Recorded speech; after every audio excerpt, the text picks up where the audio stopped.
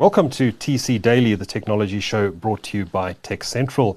If you haven't subscribed to the show yet, please do so. You can do that at youtube.com/TechCentral. And while you're at it, why not subscribe to our daily newsletter at techcentral.co.za/newsletter, and you'll get all the latest local and international news delivered to your inbox at 5 a.m. every morning. Now, I'm very pleased to welcome today's guest into the studio. We're going to be talking all things broadcasting and streaming, and the future of television, really. And our guest today is Nyiko Shiburi, who is Chief Executive of MultiChoice South Africa. Nyiko, it's good to see you. Welcome. Yeah, thank you. Thank you, Duncan. Good to see you again. It's been a while. I think we started interacting many years ago when I was still responsible for technology and MultiChoice. Yes. Broadcast technology. We were just talking about when we first met, which launch it was. Was you were saying it was the launch of the. It was the when I met you the first time. I think it was Explorer 2 launch. Explorer 2 launch. Okay, yeah, I can't remember how many years ago, but quite a few.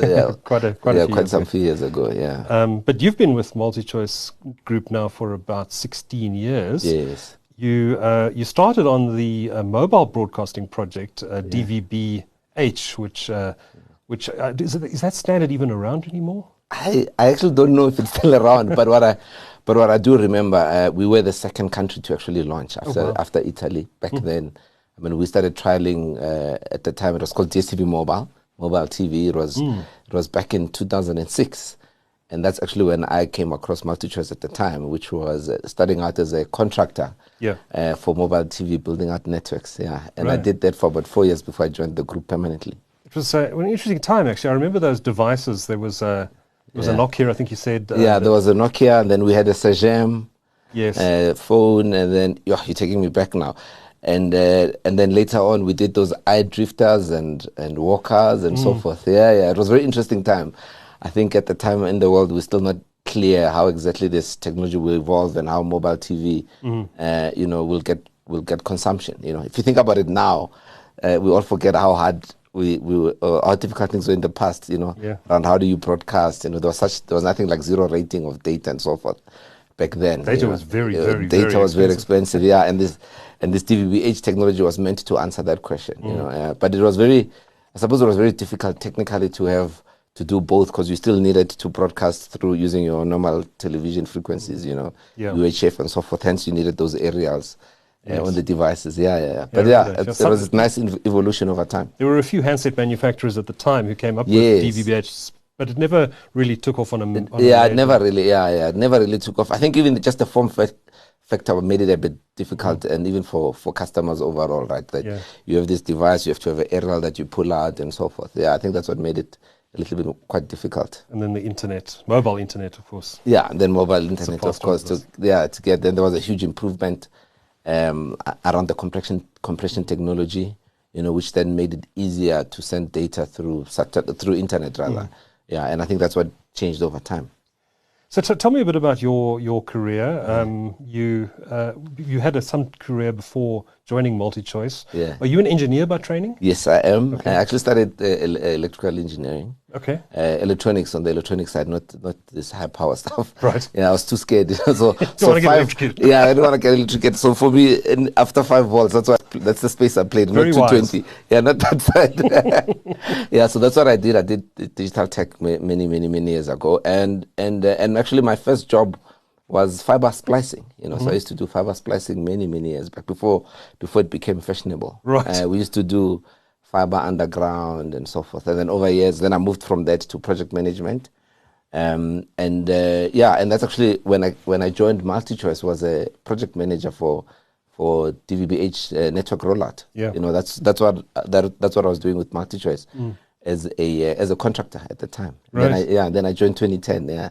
I joined MultiChoice full-time 2010. Right. Yeah. World Cup year. I remember it was just after the World Cup year. Yeah. So I joined as a senior manager broadcast engineering, and one of the big projects that I was responsible for then was the GoTV network rollout in the continent. Okay. Yeah, and that's your digital terrestrial television network.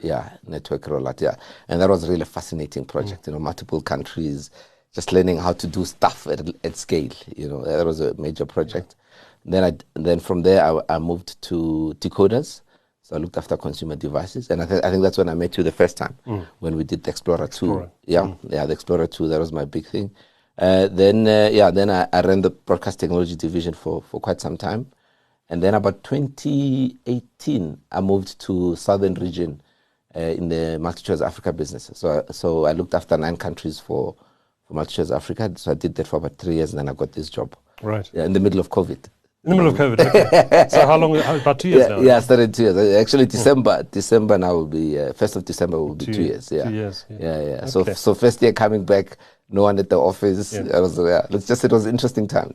Great. Well, I'm glad you have this extensive background in technology, because I'm also excited about broadcast technology, and I'm quite keen to learn what MultiChoice has in store. And you, of course, recently had a showcase event here in Johannesburg where you took the wraps off some pretty exciting stuff that's coming down the line. So I want to talk about that in some detail today. And let's start with a discussion on 4K, because I think a lot of consumers are quite excited about the fact that 4K is coming to DStv for the first time next month. Yes. In time for the World Cup. It's going to be launched for the World Cup specifically. Absolutely. Yeah, absolutely. I mean, 4K has been around for quite some time, right? Even in South Africa, but like, on the OTT side of things. But it's one thing when you have to broadcast 4K. It's completely different when you're watching 4K that's already stored. Yes. It's 2 different things. And that's really how you can summarize it very easily. And for us to get the broadcasting side has been quite a lot of work to get it right? Because you have to get it from source, put it through the satellite, make sure that your studios are upgraded. It's quite a lot of work, And for us, we're actually going through some testing now, make sure that we give our customers the best quality service that they can get. And it's sometimes also some of the minor things around what do you do when you go to an ad break, because you can't switch from a 4K to an HD ad, what do you do with the studios and all of that? So it's a really fascinating time for us, but we're really excited about it. So what do you do with content that you've got? For example, an ad that's in 1080p. Yeah. Do you upscale it to 4K? Yeah, we prefer to get it native 4K if we can. If we can't, then we'll upscale it. Upscale it. Yeah. Fascinating. So when is the World Cup kickoff? It's 20th of November, is it? 20th of November to 18th December. 20th of November to the 18th of December. So you've got just over a month to launch. Are you ready to go? Yeah, I think we're ready to go. Okay. We soon will be launching some test channels so that we can advise our customers to look into whether they're compatible or not, they're able to see the channels. But I think we're ready. The guys have been working really, really hard to make sure that we get that right, right across the whole entire value broadcast chain. Okay. Yeah. So you're launching on SuperSport first. Yes. 2 channels, I believe? 2 channels on SuperSport. Which channels? There'll be football channels, yeah? Football channels. It'll be just purely for the World Cup. So I presume the grandstand channels, what used to be called SuperSport 1, will be one of the 4. No. So I think we're doing 217 and 219. Oh, so it won't be the grandstand channel? Yeah, it will be the grandstand. Yeah, because we've got a far larger base of customers that still have HD, so 4K is only on the Explorer Ultra. So you need to launch new channels. We have to launch new channels. You can't use the same channel. No, I can't use the same channel. Okay, interesting. Yeah. Interesting. So, are you going to have to run those simulcast channels, if you like, for an extensive period of time going into the future? Yeah. So obviously after the World Cup, because we won't have the feed, we're now into the planning of what do we do now that we've built this capability. Producing content in 4K and running it across. It's quite an expensive exercise. Yeah. So in this case, we're getting the feed directly in 4K. So that makes it a little bit easier to get it right. But thereafter, then we'll be able to announce what we're going to do going forward. Okay. Yeah. Okay. But I presume you'll look to do more sports absolutely. In 4K. Yeah, absolutely. And maybe general entertainment as absolutely. Absolutely. We're looking into maybe we're doing some 4K on the VOD side of things, So maybe if you think of box office or catch up, there's a piece of content we get on 4K, we'll be able to put it out there. So there's quite a number of exciting stuff that we're looking into it. Okay. So a lot of upgrade that's had to happen in studios. The feed you're getting is in 4K, so that makes it a bit easier. It's not your own 4K feed, it's being supplied to you in 4K. Yes. Is that feed available in 8K as a matter of interest? No, not that I'm aware of. No, not that I'm aware of. I think maybe it's only 4K. Maybe for the next World Cup. To be honest with you, Duncan, I'm not sure, but I know we're getting it in 4K. Right. I don't know if it's in 8K or not. Right. I doubt though, but there could be some 8K feeds where some other broadcasters are trialing out, because I remember 8K was already in discussion many, many years ago. I still remember at IBC in Amsterdam 4 or 5 years back. Yeah. There was a discussion around 8K. But so few people have 8K TVs. Very few people have 8K TVs. Yeah. So just maybe get a little bit technical about the launch of 4K. You've only all of your broadcasts up till now have been in up to 1080i quality, right? Now that refers to the you're going to be able to explain this better than I can, but it's no, I think no, that one is far is even more technical for me. I think the tech teams will explain it a little bit better than I will. But it's interlaced, it's interlaced and scan and progressive scan. I think honestly that one the tech guys will be able to explain that far better. It's got to do with what quality of the motion you get. Yes, and how you scanning before you produce the double line or something. Double lines, or you scanning every second line. Yeah. I have to be honest, it's been quite some time since I've been in that space. Sure. Yeah. It's about 4 years now, 5 years. Sure. Yeah. But there's obviously, given that satellite bandwidth is very, very expensive, you make use of advanced compression methodologies to get those channels broadcast into people's homes. Yes. Now you've been using H.264, I think it is, compression on your existing broadcasts. Yeah. You're now moving to something new for your 4K broadcast. Maybe just take us through. Yeah. So yes, absolutely. So we're going to HEVC now, which just allows us to compress the content a lot more better. Is that the same as H.265? That's H.265. Same thing. Okay. Yeah. High efficiency video coding, I think. That's the HEVC part. Yes. Yeah, because if we had to do this using MPEG-4, it'll kill us. Kill the satellite. It'll kill the satellite. Yeah. So we're doing it in HEVC H.265, right, which just allows us to compress. So to give you an idea, the high level numbers, because we also use adaptive bit rate. So depending on the quality of picture, we compress and so forth. Yeah. So if we did this in MPEG-4, it will be about 40 megabits per second. Wow. Exactly, on satellite, and we're getting about 1820. So it's about half. Wow. With HEVC. So it's somewhere there. Yeah. Without really losing any picture. Without losing any picture quality and so forth. But the interesting thing that you normally find is that the better the compression, the more stuff you do. It's not the other way around, As soon as when you compress, you get to find more other reasons to do stuff. You actually end up doing more stuff. So that's what we're doing. So we're using HEVC, and as you know, our Explorer Ultra comes with HEVC support. Whereas the older generations decoders only go up to MPEG-4. Right. Yeah. So you need one of these ultra decoders if you want to watch the World Cup in 4K. Are you expecting a big boom in DStv Explorer Ultra sales ahead of the World Cup? We're already getting a lot of inquiries, lots of movement. But talking about the Ultra itself, if you look at the device, we define it as a hybrid device because you're getting both satellite as well. You're getting your OTTs onto the box. Also in 4K. Yeah. Also some they do some of the stuff in 4K. So that hybrid functionality allows you to bring the OTT world into the satellite world. So already there's been a lot of activity in the market around the fact that we've simplified things for the customer and put the OTT devices onto the Ultra as well. Yeah. I wanted to ask how important it is for MultiChoice to be seen as a technological leader. A big chunk of your base probably doesn't have access to 4K TVs. I'd imagine that a broadcaster like Sky in the UK or Comcast in the US can expect their customer base to probably have access to much more advanced technologies than you would in the African context in which MultiChoice operates. How important is it for you to launch 4K and to be seen to be launching these latest technologies? It's extremely important for us. I mean, for us, it actually goes back to our heritage, right? I said to you earlier that we were probably the second country in the world to launch TVBH commercially. Yeah, remember correctly. And you were one of the first digital satellite broadcasters in the world. Yeah, absolutely. Definitely outside America. We know that. So for us, being innovative and being a technology forefront has always been in our DNA. It's always been part of our DNA, and it just allows you to move forward and improve the customer experience. For us, it's really about what else can we bring using technology to improve the customer experience. That's the key thing. And for us, being seen as a tech business or tech-led ahead business is quite important for us, that we continuously drive and see how can we improve things for the customer and be at the forefront of technology. Because if you're not, you can get easily disrupted, right? Yep. So if you think that this is the only way you do things and you're sitting back and hoping that nothing changes, if there's one thing we know has got the biggest disruption in any industry that you can think of, technology. Yeah. Every major disruptions you've seen recently in any industry is technology led. So it's quite important for us to always make sure that we stay in the forefront of that. And I imagine also the people who are looking forward to 4K and these latest most advanced services are your premium customers. Yes. These are the guys who are paying top dollar for the services. They're probably your probably generating your most margin as well, I'd imagine.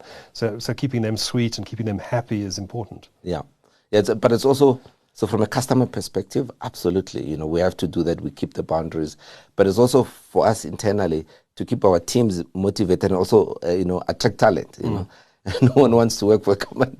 No one really wants to work in a place where there's no innovation. Yeah. You're not pushing the boundaries. You're not working on exciting stuff and so forth. So I think overall, if you look at right through all the stakeholders involved in our business, it's quite key for us to always keep that technology advancement. You know, that you're not just sitting still like a lame duck waiting for something to come through and change things for you. Yeah. So another announcement that you made at DStv Showcase, which is probably the one I'm most excited about, is the announcement about DStv Glass. Yes. Now, this is actually a product that was developed by Sky, and you've partnered with them. You've got a licensing arrangement with them, I believe. But you're also doing your own R&D work around, and you're going to be bringing your own elements to the Glass platform. For those who haven't come across it yet, what is DStv Glass, first of all, and what's it going to bring to your consumers? So it actually goes back quite some time, you know, some time ago. In fact, when I was in the technology area, we scattered around the world to look for something similar, which was for us, was at the time we looked at how can we integrate the decoder into the TV, but give customers a great customer experience. And at the time, we really couldn't find anything out there that was quite exciting, you know. Without getting too much into the technical detail, the stuff that we do on the decoders are quite difficult to do on inside a TV set. You know, there's a whole lot of things you have to do with the security. There's a whole lot of stuff that you have to do. If you think of the old smart card, and you know, so at the time we were not ready, because we had to think about, okay, do we ship this TV? What do we do with the card slot, the smart card? So we were not ready, and then about, you know, a year or 2 years ago, we met with the Sky team, and we came across the Sky Glass, and as they said, and I think they said it very nicely, you know, a television made for TV, you know, which talks about user experience, customer experience. How do you make content discovery easy and so forth?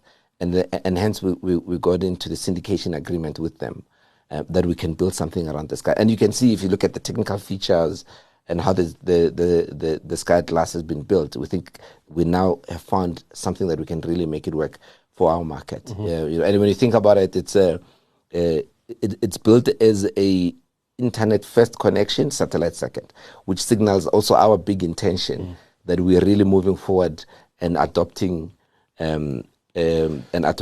digital. You know, so we're starting to think a little bit differently around digital and satellite and so forth, because we have to be in that migration. So let me try and describe this thing, because I did get a chance to play with the showcase for a couple of minutes, and someone from Sky gave me a quick demo. It's a TV. It's a smart TV. There are 3 sizes. There's a baby one.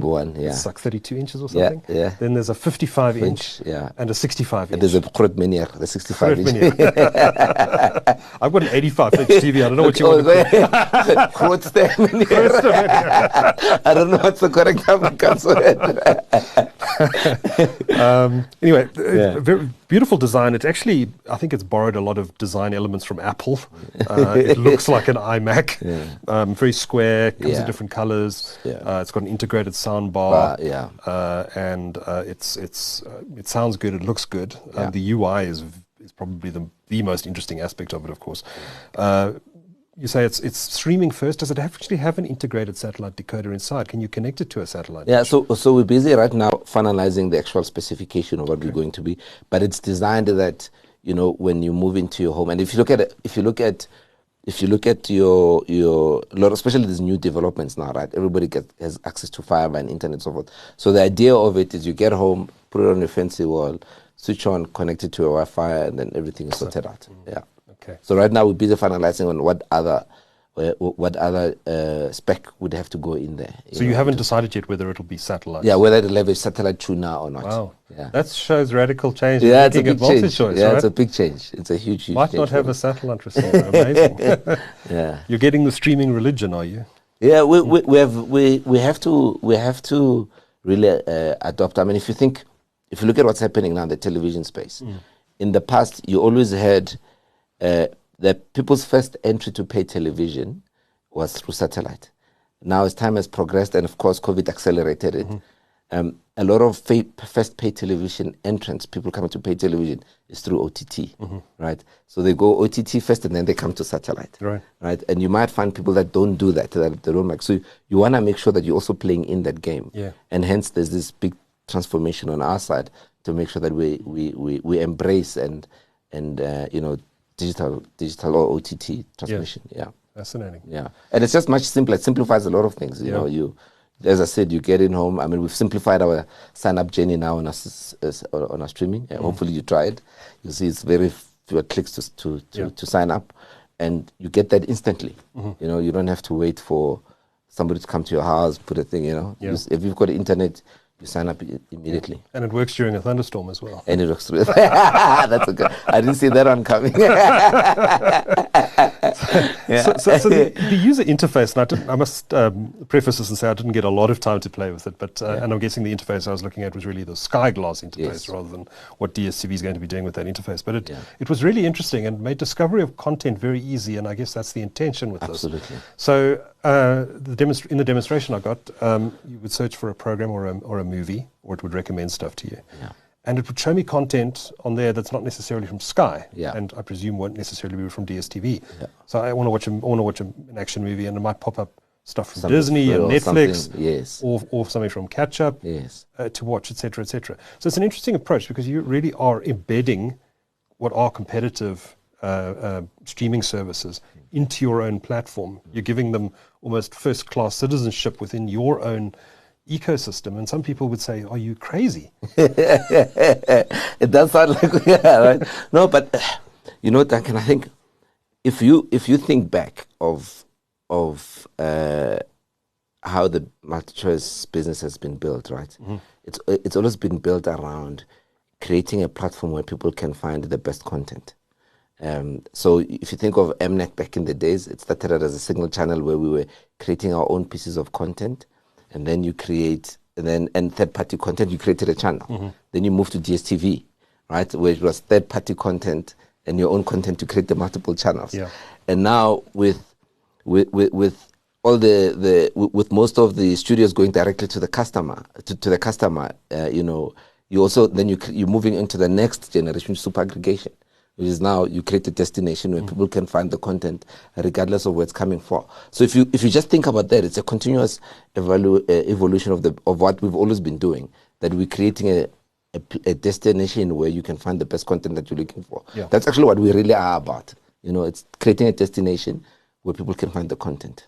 And that simplicity for the customer. What you just explained around content discovery is about simplicity for the customer. You know, one of the things that we did that most people take for granted is the fact that with your ultra remote you can control so many things. It's something that you don't think about, but customers really appreciate that about our ultra device, that I don't have to have three remote controls. No? With just that one remote, I'm able to switch. I can switch off my television, set off, change the HDMI input if I've got a PlayStation that I've connected, and so forth. If I want to watch content from different other providers, I can also do that. So for us, at the center piece is about creating a destination where the customer can find the best content that they're looking for. So really admitting that the competition's out there, and it's not a us or them sort of proposition, and that if you can create a platform that's alluring enough to the consumer, then you could become the chosen platform that the consumer chooses, and therefore your own content gets exposure to them instead of them going off to some alternative platform where there's no DStv. Absolutely. I mean, I think you've summarized it best there. So what we're also finding is that the customers that have got access to all of the content in one platform are far more stickier. You know, the customer experience is much better. And we get a lot of great feedback as a result of that. You know, for us, it's about simplicity for the customer. So the UI on Glass looks incredible. Does it stay on these TVs only, or do you bring the interface to third-party devices at some point, or other MultiChoice developed boxes? Or that's the long-term plan. I mean, we need to create the unified experience. It's great for the customer, but it's also great for my business because it makes support a lot easier. You know, so if you look at overall, the long-term plan is that you want to be able to take the user experience and make it consistent. You know? So you don't have to also train the customer over and over around, oh, okay, now I'm using this device, oh, this is how now this works. Yeah. When I switch to here, this is how that works, So for us, the simplicity of content discovery and usage for the customer is absolutely fundamental. If you think about it, Duncan, everybody keeps talking about migrating into creating platform businesses, right? You talk to the banks, talk to the telcos, that's the new buzzword is platform. How we think about it is that the people that will be able to execute that well and simplify it for the customers will be the guys that will win. Yeah. It's all about customer simplicity. Yeah. And that UI will stay on your own hardware, or do you think at some point consumers could just download it off the internet? We'll see it with time. We'll see with time. So when is Glass launching? When will consumers be able to buy one of these TVs? Yeah, I don't have exact timelines now, but I'd probably say 12 to 18 months. Okay. If I think about how long it takes for because it's quite a lot of work we have to do to put it. I mean, as great as it was, what you saw there, that is perfect for Sky there. Our consumers here have got different. We do some stuff unique and different that they don't do. For instance, if you look at the multiple language options, yes, it's something that people don't think about, but our PSL soccer lovers love that. The ability to switch between the different commentary, they love that. Which obviously Sky doesn't have to really worry about because everything is in English, right? So there's a lot of that we have to think about and integrate. And how do we take our existing experience and improve on that? Yeah. Okay, so up to 18 months, possibly in time for Christmas 2020. If you spoke to my tech teams, they'll tell you I'm pushing for much earlier time than that. But anyways. and I know at the showcase event, I forget, it may have been Calvo or someone else at the event mentioned that there are going to be some aggressive payment plans for these TVs to make them more affordable to South African consumers. And I had a look on the Sky website and I see they've got 48-month payment plans, which includes obviously the subscription you need and all the rest of it. You'll be coming to market with something similar, we'll like a 48-month plan or something. We'll be doing something similar. We've actually been in that space for quite some time now. So a couple of years back, we launched our price lock offers, that included the decoder, but also or just a standalone where you just do a subscription price lock product. So we actually, you can almost say we've been preparing ourselves to this, right? Because it's one thing when you're a business, you're so used to selling a prepaid subscription only to now getting into the credit space, because it's really about credit vetting and getting your deliveries and logistics correct and so forth. And I think in the last 3 or 4 years or so, we've managed to crack that. You've had a big focus on local manufacturing for your decoders. You've partnered with local manufacturers. I think it's in East London you've have a plant. Yeah, we did have a plant, but it's now we're working with the guys. We've got the guys in Durban for the Zappers, and then for the PVR, we've got the guys out in Germiston. Oh, is that but it's all local. Is it? Yeah, okay. It's microtronics. Yeah, in effect. Yeah. Okay, so for the DStv Glass, are you? That's the intent. Local manufacturing. Yeah, that's the intent. Yeah, that's really the intent. Right. We obviously have to go through the details. We have to understand the complexity of how the manufacturing process will work. But absolutely, that's our intent. Okay. Is to do local manufacturing. I mean, we pride ourselves in that, right? It also makes it easier when you have to kick somebody for extra orders. Please get the plant working overtime. I need more stuff. No, but I mean, we really pride ourselves with that. It provides, employment opportunities locally, transfer of skills, and hence the decision. Yeah. Okay. So let's talk a bit about streaming versus satellite. I don't know if we can call satellite a legacy product yet. Not yet. it still has some legs. But analog is legacy, but satellite yes. But your streaming bouquets are now cheaper than your satellite bouquets, which suggests you're really pushing streaming hard. Yeah. This new TV, you don't yet know if you're going to put a satellite decoder into it yet, which is astonishing. So there's this move to streaming, and more of your customers are going to. The term overseas is cord cutting, but we're not cable TV here. So we're taking the satellite dish off the roof. How does this? I mean, what does this mean for your business, managing your business through this transition? Because you've got a satellite transponder up there that you have to pay for on I think it's Intelsat 20. Yes. That can't come cheap. Yes. Your customers over the next few years are going to start migrating away from satellite and onto streaming. You've still got the satellite lease requirements. What does this do for your costs, and how do you manage that over the coming years? So I think right now in South Africa, as much as broadband penetration could accelerate, particularly with COVID, right, and everybody going home and companies subsidizing people being at home with internet and so forth, right? It's still not, unfortunately, it's not across everywhere. So you still have a very large base of customers that don't have broadband. Yeah. So how we think about it is that almost the two worlds will coexist for quite some time, and now us also transforming into doing a lot of satellite stuff allows us to learn a lot of different information, right? So if, for instance, in the OTT world, content discovery is key, and content recommendation, in fact, becomes really crucial, which is very difficult to do in satellite. You don't have a feedback loop, you know. So from managing the business perspective, it's like, how do you transition, even within the teams, right? Yeah. How do we transition that we have people that are focused on existing business, which we think it still has legs for quite some time, particularly with the broadband penetration not being as, you know, as high as it could be. And then secondly, in that new OTT world, what more can we do that we couldn't do in the satellite? And for us, for instance, content recommendation is key. You know, we get a lot of we often get a lot of complaints around repeats and so forth. But we actually have a lot of content that's there, but it's very difficult for us to surface the content. Yes. You know, to say, you know, Duncan, you liked this, therefore you might like that, because we actually don't know what you were watching, because we don't have a feedback loop. So that kind of stuff starts to change how we think about content discovery and content recommendation and so forth. Yeah. So we're seeing it at both. We think they'll coexist for quite some time. Yeah. When you say quite some time, how many years are we? Oh no, I don't know. I think it's a question for how quickly broadband penetration will happen. Yeah. I think it's a function of that. Do you think streaming eventually kills satellite, kills kills terrestrial television? Maybe 10 or 20 years down the line?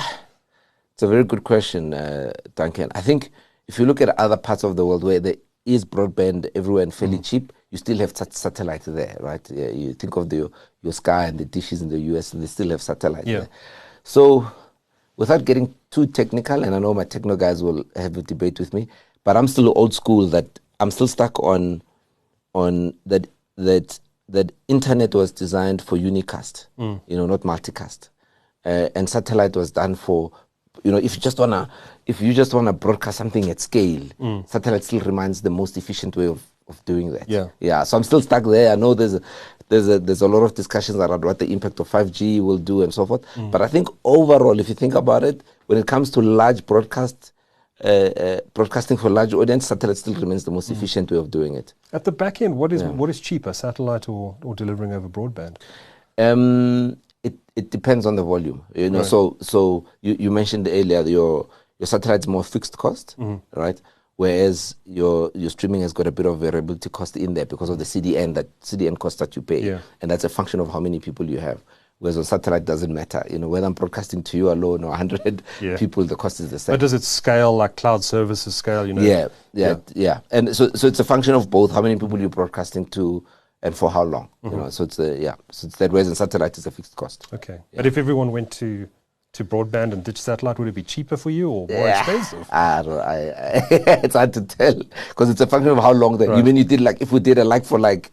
Right. It's very hard to tell. Six of one, half a dozen. It's very hard to tell. It'll also depend on what, you know, on the streaming side, what the people use it for and so forth. You know? So it's very, very difficult to tell. So I wanted to talk about your role as an ISP. You've launched, a couple of years ago already, you launched fixed LTE packages with high caps, not uncapped, high caps, and marketed those with your bouquets. Now you've also just recently launched DStv fibre offerings, which are uncapped, very aggressively priced, which I want to ask you about. Is this a loss leader for you? The pricing looks very, very keen. What's the thinking behind being so aggressive with your bundling strategy here? So let me I'll start with the first question about the FLTE that we did. What we recognized, and COVID really accelerated that for us, was that a lot of the customers were going online, as I said earlier. But one of the key things that we've always had in satellite world that OTT will not always have is the ability to control the customer user experience, right? Because in satellite, the whole value chain is within my control, right? So if I want to make some adjustment, I can do it, right across the value chain. Whereas in OTT, you're not in that space anymore. I mean, we've had some interesting challenges in the OTT space with some other, I can't name them, with other providers, where you see some bufferings happening more. That's because of how they do their capping and and so forth. So we wanted to be in that space so we can control things better for the customer. Understood. So that was the one. That was the one major reason. And the second reason was around customer simplicity.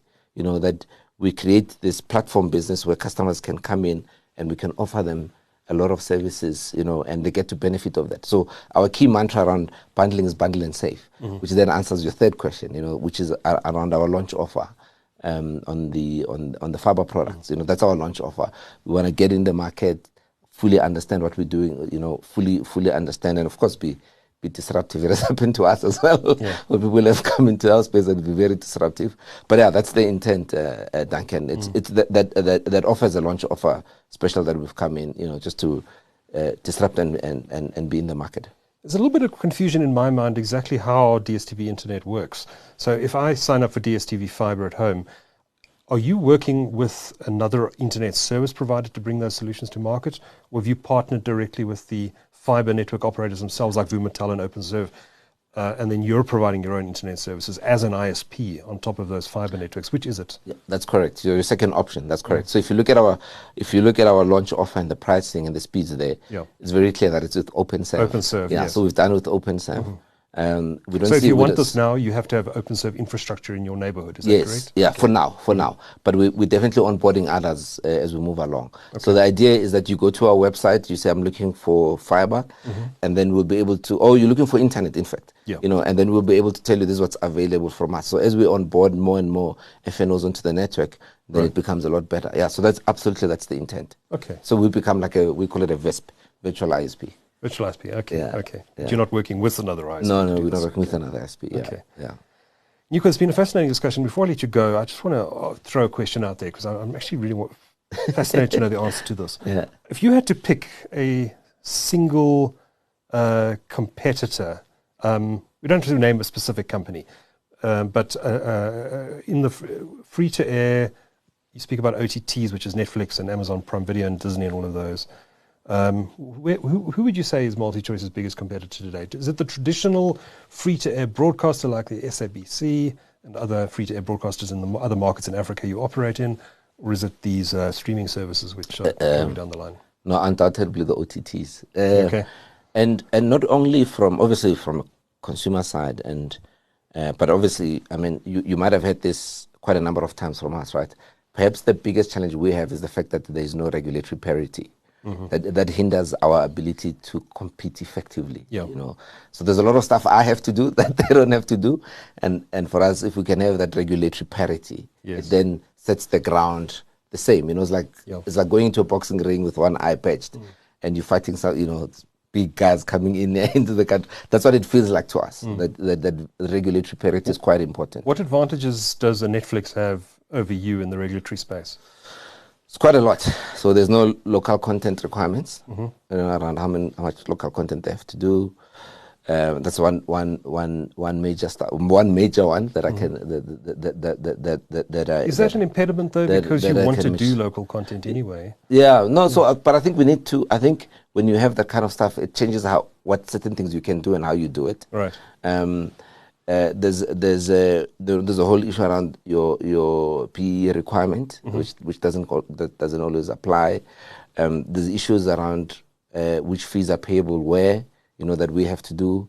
There's issues around, as an example, there's an issue around how you classify content and what you can broadcast, what you can. So there's quite a multitude, of stuff, that everybody has to do, or that at least that we have to do, that they don't have to do. Right. Yeah. So would you like to see those same regulations that are applied to MultiChoice apply to Netflix and others? Should it not be a case of those regulations be removed from MultiChoice so that everyone can compete more easily?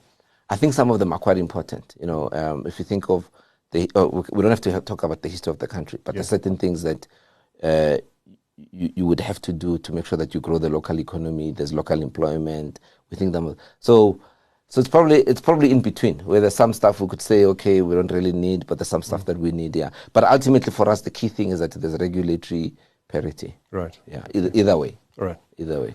Yeah. And it was it was a big submission point for us when there was the ICASA hearing into that pay television. That's the point we made, that firstly the market has completely changed, and secondly we need to make sure that there's a regulatory parity.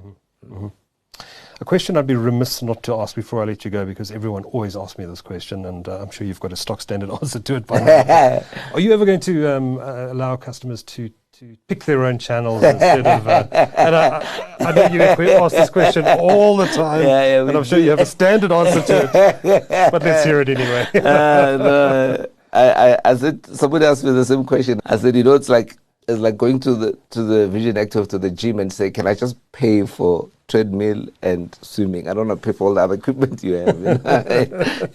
It's a very complex answer to it. It's also very complex to execute. Yeah.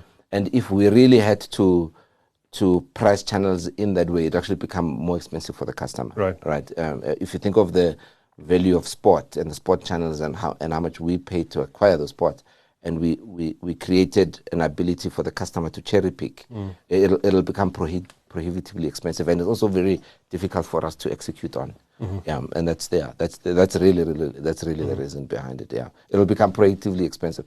I think in India they did something similar, if I'm not mistaken, where they could, but most customers ended up with going with the bouquet structure, because we do allow some, I'm trying to think of the right word, but essentially it just becomes way too expensive. Yes. Yeah. To the consumer, and much more complicated. Yeah. Nyiko Shiburi is Chief Executive of MultiChoice South Africa. Always great to talk to you, Nyiko. Thanks for joining us in the studio today. Thank you very much. Thank you. Thanks.